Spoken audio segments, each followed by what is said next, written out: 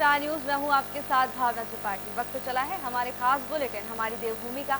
Bulletin की शुरुआत करेंगे अल्मोड़ा की खबर के साथ, जहां कांग्रेस लोकसभा चुनाव को लेकर एक्टिव मोड में आ गई है। कांग्रेस ने कार्यकर्ताओं में जोश भरने के लिए अल्मोड़ा जिले में 6 विधानसभा सम्मेलन आयोजित किए। विधानसभा सम्मेलन में कांग्रेस प्रदेश अध्यक्ष करण मेहरा, नेता प्रतिपक्ष यशपाल आर्य ने हिस्सा लिया। कांग्रेस प्रदेश अध्यक्ष करण मेहरा ने कहा कि विधानसभा सम्मेलन के माध्यम से चुनावी मुद्दों पर चर्चा की जा रही है। संगठन को मजबूत करने और बूथ कमेटियों की स्थिति का भी आकलन किया जा रहा है। विधानसभा सम्मेलन के लिए आगामी लोकसभा, निकाय, पंचायत चुनाव के साथ 2027 विधानसभा चुनाव के लिए भी संगठन को मजबूत किया जा रहा है। कांग्रेस पार्टी पिछले काफ़ी लंबे समय से 1.5 साल से लगभग हम लोग रूट्स पे काम कर रहे हैं और एक निर्णय लिया गया पार्टी के द्वारा कि जिला सम्मेलन होने चाहिए, इसमें हमारे प्रत्याशीगण, कार्यकर्तागण, विधायकगण और सीनियर्स को बुलाया जाए ताकि वो उद्बोधन करके लोगों को उत्साहित कर सकें और क्या हमारी आगे को रूपरेखा रहेगी, चुनाव लड़ने के हमारे मुद्दे क्या रहेंगे, उन विषयों पर चर्चा। साथ में जो हमारे बूथ कमेटियाँ, उनका सत्यापन का काम इस समय चल रहा है, वो किस लेवल पर पहुँचा है, मंडलमों की नियुक्तियाँ हमारी चल रही वो किस लेवल पहुंची, ये सभी कुछ इन कार्यक्रमों में हो रहा है। जो हमारे ग्रास रूट से जुड़े हुए कार्यकर्ता हैं, जमीनी कार्यकर्ता हैं, उनके साथ आज संवाद भी और संपर्क भी हम करने जा रहे हैं और संगठनात्मक जो हमारा ढांचा है उसको और मजबूत करने की दिशा में हमारे बूथ कमेटियाँ की क्या स्थिति है इसकी भी जानकारी हम देना चाहेंगे। और जब निचले स्तर पर संगठन मजबूत होगा तो आने वाले चुनाव में, भविष्य में हम मजबूती से चुनाव का सामना कर पाएंगे। 3 राज्यों में जीत के बाद बीजेपी की निगाहें अब लोकसभा चुनाव पर टिकी हुई हैं, जिसको लेकर बीजेपी ने तैयारियां शुरू कर दी हैं। संगठन पार्टी के हर वर्ग के साथ बैठक करने में जुटा हुआ है। बीजेपी प्रदेश अध्यक्ष महेंद्र भट्ट जिले के सभी जिला अध्यक्षों, प्रभारी और पदाधिकारियों के साथ बातचीत कर रहे हैं। महेंद्र भट्ट ने कहा कि 2024 लोकसभा चुनाव से पहले पार्टी हर वर्ग के बीच जा रही है। आम लोगों को राज्य और केंद्र सरकार की जन कल्याणकारी योजनाओं के बारे में बताया जा रहा है और उसका किस तरह से लाभ आम जनता तक पहुंचे, इसको लेकर भी पार्टी काम कर रही है। विषय कार्यक्रमों को धरातल उतारने के लिए जिले के संगठन का बहुत बड़ा योगदान रहता है। इसलिए प्रत्येक जिले के संघ अध्यक्ष, जिले के प्रभारी हमने बैठक में बुलाए हैं और आगामी दिनों के जो कार्यक्रम, खास तौर पर हमारे विभिन्न जो वर्ग हैं उन वर्गों के बीच के जो कार्यक्रम हमारे होने हैं, इसके साथ साथ केंद्र सरकार द्वारा जो विकसित भारत संकल्प यात्रा के कार्यक्रम का प्रबंधन है, क्योंकि सरकारी कार्यक्रम हमारे कार्यक्रम में इन्वॉल्व होते हैं। अभी विश्वकर्मा योजना पूरे प्रदेश के अंदर अब लागू हो गई है, इसलिए उस विश्वकर्मा योजना को भी धरातल पर गरीब व्यक्ति तक वो उसका लाभ पहुंचे, इन सब विषयों को लेकर आज की बैठक होने वाली। साथ साथ भविष्य हमारे प्रत्येक विधानसभा के हर मंडल में हमारे जो है 11 की टोली, जो बूथ टोली है, उसका सम्मेलन होने वाला। प्रधानमंत्री मोदी ने सीएम धामी के मैनेजमेंट की तारीफ की है, जिसको लेकर कैबिनेट मंत्री प्रेमचंद अग्रवाल ने खुशी जाहिर की। तो वहीं दूसरी ओर कांग्रेस ने सीएम धामी को कठपुतली करार दिया है। पीएम मोदी की सराहना करते हुए पुष्कर सिंह धामी का मैनेजमेंट काफी अच्छा है और वो लगातार अच्छे काम कर रहे हैं। केंद्र सरकार और राज्य सरकार की तमाम विकास योजनाओं को तेजी के साथ धरातल पर उतार रहे हैं, जिसको लेकर कांग्रेस प्रदेश प्रवक्ता गरिमा दसौनी ने सीएम धामी को कठपुतली मुख्यमंत्री करार दिया। उन्होंने कहा कि वो दिल्ली के इशारों पर काम कर रहे हैं। लंबे समय से मंत्रिमंडल में 4 पद खाली हैं, लेकिन मुख्यमंत्री पुष्कर सिंह धामी उससे भर नहीं पाए। इतना ही नहीं, गरिमा दसौनी ने ये भी कहा कि 3 राज्यों में जो नए मुख्यमंत्री बने हैं वो भी कठपुतली मुख्यमंत्री हैं और वो भी केंद्र के निर्देश पर काम करेंगे। देखिए, माननीय युवा मुख्यमंत्री आदरणीय धामी साहब के नेतृत्व में हमारा प्रदेश आगे की तरफ बढ़ रहा है, विकास कर रहा है। अनेकों आयाम इस दौरान छुए हैं। उसमें चाहे हमारे सिलकारा टनल में जिस तत्परता के साथ, जिस मेहनत के साथ और माननीय मोदी जी के आशीर्वाद के बाद 41 मजदूरों को सुरक्षित निकालने की बात हो, सफल इन्वेस्टर समिट की बात हो, या प्रदेश के विकास की बात हो या इसका देवभूमि का वो जो स्वरूप है वो बना रहे उसकी बात हो, इसके लिए माननीय धामी साहब और हमारी सरकार काम कर रही है। नहीं देखिए, जिसको भी कठपुतलियां मिले तो कठपुतली की तारीफ नहीं करेंगे तो और क्या करेंगे। उन्हीं के रहमो करम पर तो धामी जी को ये कुर्सी मिली है। धामी जी कभी मंत्री तक तो रहे नहीं, धामी जी का कोई प्रशासनिक अनुभव नहीं है। धामी जी दिल्ली के इशारों पर काम कर रहे हैं। अपनी कोई एक योजना बताइए ना राज्य सरकार की जो जनहित में हो, प्रदेश हित में हो। सारी जो योजनाएं हैं वो केंद्र पोषित योजनाएं हैं जिस पर उत्तराखंड सरकार अपनी पीठ थपथपाती हुई दिखाई पड़ रही है। और धामी जी का अपना तो कुछ नहीं है, निर्णय लेने तक की क्षमता नहीं। सरकार ने भ्रष्टाचारियों के खिलाफ सख्त रुख अपना लिया है। मुख्यमंत्री पुष्कर सिंह धामी ने जीरो टॉलरेंस की नीति के तहत भ्रष्टाचारियों पर सख्त कार्रवाई के निर्देश दिए हैं। इतना ही नहीं, उन्होंने भ्रष्टाचार को बढ़ावा देने वाले लोक सेवकों पर भी कार्रवाई के निर्देश दिए। आपको बता दें कि हरिद्वार में शत्रु संपत्ति को खुर्द-बुर्द करने के मामले में पूर्व पीसीएस अधिकारियों के नाम सामने आने पर शासन प्रशासन में हड़कंप मचा हुआ है। ज्वालापुर में शत्रु संपत्ति को खुर्द-बुर्द करने के मामले में विजिलेंस ने तत्कालीन 2 पीसीएस सहित 28 लोगों पर मुकदमा दर्ज किया है। इनमें कुल 10 लोग लोक सेवक हैं। मुख्यमंत्री पुष्कर सिंह धामी ने कहा कि कार्रवाई की जा रही है, चाहे नौकरियों में भर्ती के मामले हो, भ्रष्टाचार हो या फिर फर्जी रजिस्ट्री का मामला हो, सभी में कड़ी कार्रवाई की जाएगी। इतना ही नहीं, उन्होंने भ्रष्टाचार करने वालों को सख्त चेतावनी दी है। उन्होंने कहा कि जो लोग भ्रष्टाचार करेंगे उनको किसी भी कीमत पर बख्शा नहीं जाएगा। पहली बार इस प्रकार के प्रयासों को शुरू किया है कि जो भी गड़बड़ियां हैं किसी भी स्तर पर होंगी तो उसकी जांचोपरांत जहां पर भी अगर ऐसे मामले पाए जाते हैं जिसमें गड़बड़ियां हुई हैं, कहीं पर भ्रष्टाचार हुआ है, तो उस पर कार्रवाई होगी और कार्रवाई नहीं होगी, कड़ी कार्रवाई होगी। आप शुरू से लेकर अभी तक देख रहे होंगे जितने भी मामले आए हैं, चाहे वो रजिस्ट्री का मामला हो, चाहे वो भर्तियों का मामला हो या कहीं पर भी घूस लेने का मामला हो, सब पर हमने कार्रवाई की है और सबको साफ संदेश भी दिया है कि नीचे के स्तर पर कहीं पर भी अगर इस प्रकार की गड़बड़ियां हमारे समक्ष आएंगी। पूर्व मुख्यमंत्री त्रिवेंद्र सिंह रावत हल्द्वानी पहुंचे। इस दौरान उन्होंने कहा कि जब से उत्तराखंड में भाजपा की सरकार बनी है तब से लगातार विकास कार्य किए जा रहे हैं।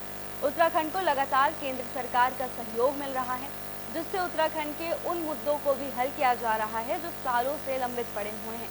इसके साथ ही उन्होंने कहा कि मुख्यमंत्री रहते हुए उन्होंने उत्तराखंड की जनता के लिए तमाम काम किए जो अभी भी लगातार जारी है।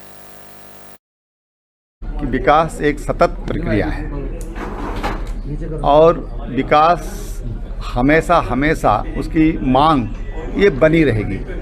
लेकिन अगर हम देखें जो बेसिक जो चीज़ें डेवलपमेंट के लिए चाहिए, सबसे पहली चीज़ है रोड्स, सड़कें अच्छी हों, यातायात की सुविधा बेहतर हो। तो उसमें रेल आ गया, हवाई कनेक्टिविटी आ गई और हमारे राज्य में तो हेलीकॉप्टर सेवा भी एक अच्छा व्यवसाय बना है और अच्छी सुविधा आज जो राज्य या राज्य के बाहर के जो लोग हैं उनको दे रहा है। तो बेसिक इंफ्रास्ट्रक्चर की दृष्टि से देखें तो बहुत अच्छा काम हो रहा है। देहरादून में इंटरनेशनल एयरपोर्ट की तैयारी है, पंतनगर का इंटरनेशनल का निर्णय मेरी सरकार ले चुकी है।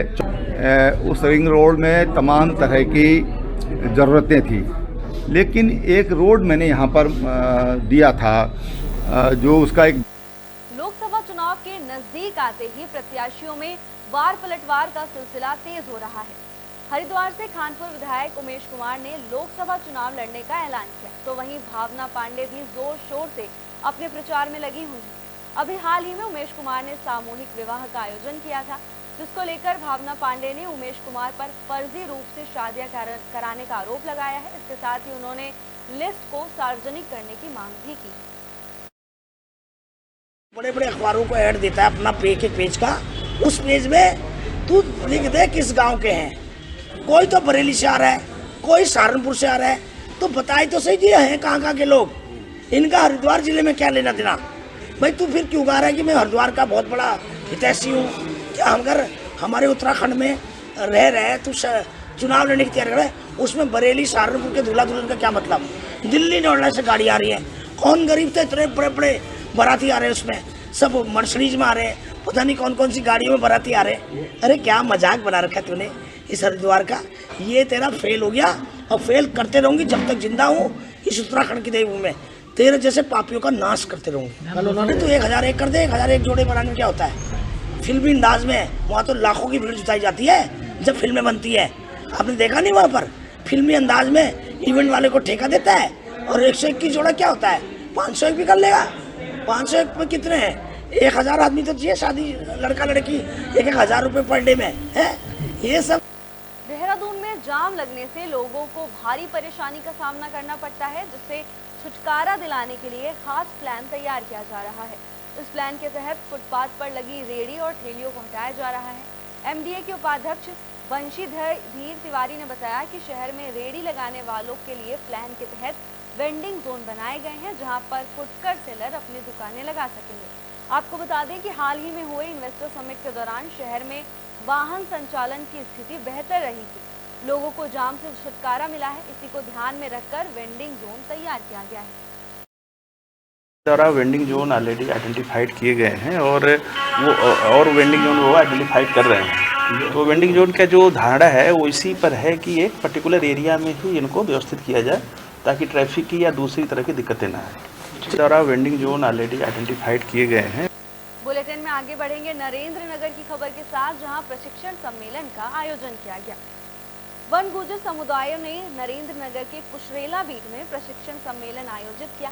इस दौरान कुशरेला और शिवपुरी रेंज के वन गुर्जरों ने कहा कि वो पीढ़ी दर पीढ़ी भैंस बकरी का पालन करते हुए अपने परिवार का भरण पोषण करते आ रहे हैं। पेड़ पौधे ही उनका व्यवसाय है, लिहाजा उनके समुदाय का कोई भी व्यक्ति चारा पत्ती के नाम पर अवैध पालन नहीं करेगा। इसके साथ ही उन्होंने सरकार से अनुरोध किया कि 2006 में उनके लिए बनाया गया वन अधिकार अधिनियम के तहत उन्हें अधिकार दिए जाएं। और आज का कार्यक्रम था जो वो वन गुर्जर ट्रैवल युवा संगठन के माध्यम से हमें जैसे हमारा समाज है उनको जागरूकता करना शिक्षा को लेकर और बहुत सारी जो शिक्षा को लेकर और बहुत सारी जो जंगल में हमारे चुनौतियां हैं परेशानियां हैं उनको लेकर समाज को एकत्रित करना, इसको लेकर कार्यक्रम किया गया है। समुदाय की जो समस्याएं हैं उनको लेकर विधिवत रूप से जो है डिस्कशन हुआ, पैनल डिस्कशन हुआ, जिसमें जो है अलग अलग क्षेत्र से आए लोगों द्वारा जो है अपनी समस्याओं के बारे में विस्तार से चर्चा किया गया और इस समस्याओं को लेकर हम संबंधित जिला प्रशासन को देंगे। उसके बाद जितना भी हम लोग कानूनी और विधिक रूप से जो है इस पर अग्रिम कार्रवाई हम लोग करेंगे। उम्मीद है कि आज अगर या मैं अकेली खड़ी हूँ या मेरे साथ कुछ 10 लड़कियाँ ही खड़ी है, मुझे उम्मीद है कि जिस तरीके से संगठन प्रयत्न कर रहा है, लगातार प्रयास कर रहा है, इसी तरीके से एक दिन एक भीड़ यहाँ पर लड़कियों की होगी जो शिक्षा के क्षेत्र में आगे बढ़ेगी और अपने नेतृत्व करेगी, लीडरशिप में आगे बढ़ेगी।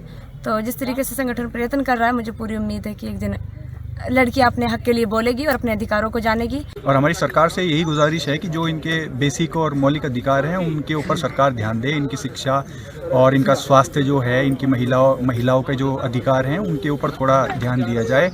और हम सरकार से अपने ही अधिकारों की मांग कर रहे हैं जो हमारे मुख्य अधिकार है। तो बस यही गुजारिश है कि सरकार तक हमारी बात पहुंचे और वो इस समुदाय के जो इस जंगल का प्रहरी है, इस जंगल को बचा के रखता है और उत्तराखंड का जो राज्य है इसकी जो इकोनॉमी है, इसकी जो अर्थव्यवस्था है उसको आगे बढ़ाने में भी इस समाज का एक अहम योगदान। बुलेटिन के आखिर में बात करेंगे नरेंद्र नगर की, जहां कार्मल क्रिश्चियन एकेडमी में एनुअल फंक्शन का आयोजन किया गया। पालिका के सभागार में छात्र छात्राओं ने शानदार रंगारंग सांस्कृतिक कार्यक्रमों का प्रदर्शन किया। प्रिंसिपल सुनील सिंह ने विद्यालय के इंटर स्तर तक अपग्रेड होने की जानकारी दी।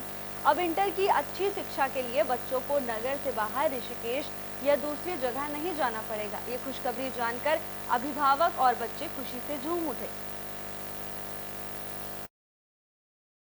सर, मैं माउंट कार्मल क्रिश्चियन एकेडमी की तरफ से यही कहना चाहूँगा कि Mount Carmel Christian academy Narendra Nagar में स्थापित है पिछले 25 सालों से और अपना सर्वोत्तम इस क्षेत्र के लोगों को, बच्चों को दे रहा है। पिछले दिनों हमारा स्कूल 12वीं तक हुआ है, जो एक बहुत बड़ा एक लक्ष्य हमने प्राप्त किया है। और ये सब मैं पेरेंट्स के, यहाँ के जितने भी हमारे माता पिता हैं जो भी माउंट कार्मल पे विश्वास करते हैं, जो शिक्षा हम यहाँ पर देते हैं, हमारे बच्चे कई स्तर में जाकर अच्छे पदों पर पढ़ाई के बाद अच्छा परफॉर्मेंस कर रहे हैं। MCCA वार्षिक उत्सव मना रहा है। इस उत्सव में सारे टीचरों ने बहुत सारी तैयारियां की, बच्चों को प्रैक्टिस कराया। उसके बाद जो ये उत्सव यहाँ मनाया जा रहा है, इसमें मुख्य उद्देश्य यह है कि पूरी नरेंद्र नगर की जनता को ये बताया जाए कि हमारा स्कूल 12th के लिए अपग्रेडेड हो गया है और बच्चे यहाँ पर बहुत कुछ सीख कर अपने फ्यूचर के लिए बहुत अच्छा योगदान दे रहे हैं। बच्चे जो कर रहे हैं टीचर्स उसमें बहुत हेल्पफुल हैं उनके लिए, और बच्चे टीचर्स के साथ इतने ज़्यादा अटैच्ड हैं तो उनको फील नहीं होता वो घर पर है या स्कूल में है। वो इतना ओपन है तो अपनी बात बिना झिझक टीचर से शेयर कर लेते हैं बच्चे, और ये बहुत अच्छी बात है कि बच्चों को जो भी बच्चे यहाँ सीख रहे हैं उसमें टीचर उनके लिए बहुत मददगार साबित हो रहे हैं। School mount Carmel Christian academy आज एनुअल डे फंक्शन सेलिब्रेट कर रहा है एंड हम बहुत खुश हैं कि हमारा स्कूल 12th तक अब हो चुका है। अब हमें आगे कहीं पढ़ाई के लिए नहीं जाना पड़ेगा। हमारे स्कूल में अच्छी फैसिलिटीज़ मिलती है, sports classes, music classes, karate classes, बहुत कुछ है। टीचर्स पूरे जी जान से यहाँ पे बच्चों को पढ़ाई करवाते हैं एंड टीचर्स बहुत फ्रेंडली है बच्चों से। सर मैं माउंट कार्मल क्रिश्चियन एकेडमी की तरफ से यही कहना चाहूँगा कि Mount Carmel Christian academy Narendra. हमारी देवभूमि में फिलहाल के लिए बस इतना है। जल्द हाजिर होंगे नई अपडेट के साथ, तब तक के लिए देखते रहिए एबी स्टार न्यूज़।